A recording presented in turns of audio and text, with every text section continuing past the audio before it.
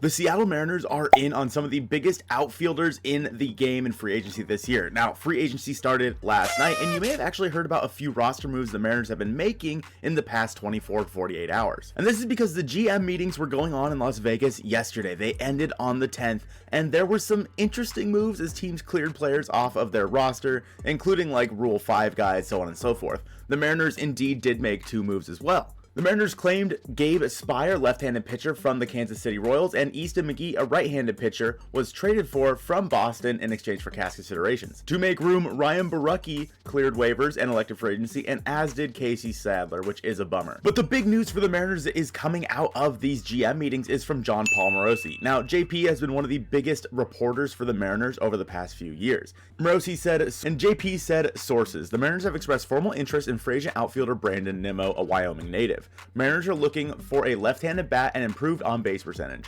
Nimmo would bring both. Now, we have talked a little bit about Nimmo and the Mariners before, including Joe's short just yesterday about Brandon Nimmo and the Mariners, but it's saying that Nimmo wants quite a bit of money. But based on this interview from JP and Jerry Dipoto, I think this makes a lot of sense. Go ahead and take a listen. And Jerry, as you look at your outfield this offseason, what do you see as the needs and the priorities? They're big needs. You know, our outfield right now consists of Julio Rodriguez, who will play center field. I can't predict what the future looks like, but we will look to add one or two outfielders. And Mitch Haniger, now a free agent, longtime Mariner, we would have interest in bringing Mitch back to join, but that's unpredictable at this stage in the game. We have a few young guys, Jared Kelenic, Taylor Trammell, Cade Marlowe, who could figure into our mix, and would like to go out and find impact. And then we think the corner outfield is the biggest or easiest place to find that. When you look at that, how important is high on-base percentage and the left-handed bat? You know, the left-handed bat is probably less critical to us because all of the guys I just mentioned, Kelenic, Marlowe, Trammell are all left-hand hitters. We do feel like that's an area where we can fund ourselves, so to speak. We would like to add a left-handed hitter between one of those corner outfield spots and maybe one middle infielder. But by and large, we're just looking for the most impact we can, and getting on base is a big deal for us. And that's something that we've generally done well. We manage the strike zone, we take our walks, and if those guys can start to develop and we get a healthy Jesse Winker back who really drives on base as well as anybody on our team, and he starts to rotate through DH in the outfield positions as well, then we feel like that's our best team. And Brandon Nimmo really fits everything that Jerry Dipoto just talked about. Joe went over this a little bit in his short yesterday, but we're going to talk about it again here. Dipoto said between the two outfield spots, A, he would like to bring back Mitch Haniger, which I think we all would, and B, he would like to add a left-handed hitter, but it's not the biggest priority. Well, Brandon Nimmo, left-handed hitter, he can play left or right field for you. Obviously, Julio's going to be in center. Jerry already said that. He's going to be 30 years old at the beginning of next season. In 2022, Brandon Nimmo played in 115 games. He had 16 home runs. He also only struck out 116 times and controlled the strike zone pretty well, as you know the Mariners like, with walking 71 times. He hit 274, 367, 433. And really, he has been this player over the last few years. If you look at 2021, he played in 92 games where he hit 292, 401, 437. In 2020, 280, 404, 484, obviously in less than 60 games. And Brandon Nimmo would just be that guy for the Mariners. He would be that on-base machine you can plug in towards the top of your lineup. I don't know if you'd have him as your leadoff hitter. I think in this situation, you would keep Julio as your leadoff hitter, and then you would put Brandon Nimmo hitting probably 2.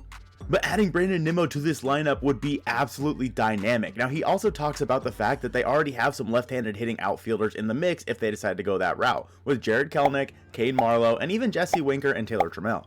But the fact that Jerry talks about adding a second outfielder kind of makes me worry for the future of Jared Kelenic with the Seattle Mariners. Alas, that is talk for another video. Jerry Dipoto also went on to talk about the shortstop and second base area of the middle infield, and I think we need to take a listen to what he has to say here as well.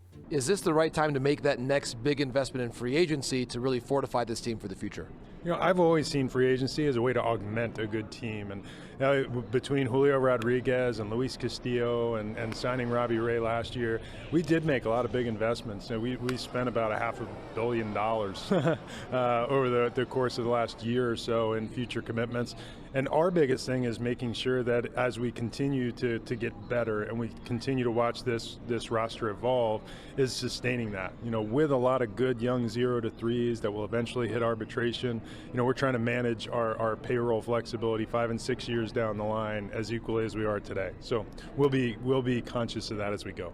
And doubling down on what John Morosi said, he said, Jerry Dipoto told me this week the Mariners are looking to add 1 or 2 outfielders. So if we could just assume, and I guess we can hope, that Mitch Haniger is one of these outfielders, then the other outfielder is probably going to be somebody like a Brandon Nimmo. Now, Joe in his short yesterday talked about how much Brandon Nimmo wants over this offseason, and he said something around a 6-year deal worth $26 million a year. And if I'm being honest with you, that is a lot of money to be offering to Brandon Nimmo, but I think that might be a better cost-effective way than going about adding a big power shortstop or second baseman, where you're going to be spending probably upwards of $30 million a year. In his interview with John Morosi, Jerry Dipoto did say that they're going to be a little kind of money conscientious, which actually surprises me quite a bit. The Mariners have a pretty low payroll, all things considered, and they're probably just a few pieces away from really making a run at this thing. Jerry Dipoto has said time and time again he views free agency as a way to augment your major league roster, not to fill your biggest holes. And I think this is a cost-effective way of doing it when you look at the way that he has acquired some players that already aren't making that much money, but are impact players for the time being.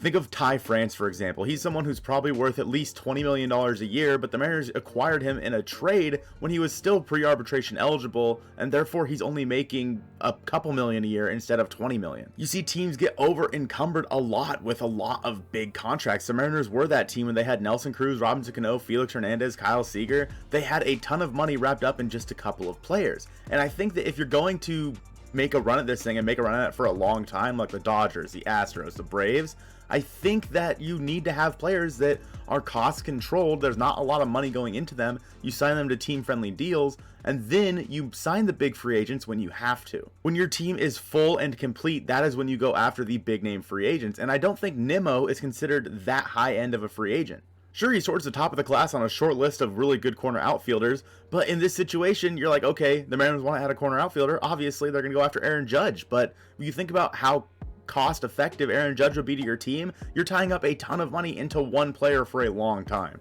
So if the Mariners do decide to go after somebody like Brandon Nimmo, and with the GM meetings ending yesterday, there's probably a lot of things that can happen over the next month or so before the winter meetings, as the GM meetings usually set up kind of what's going to happen at the winter meetings. And with still a lot of free agents to be signed, there's still some guys that I think we need to at least mention that the Mariners could acquire over the next month or two. We have that video on the screen now. I appreciate you guys watching this one, and go Mariners.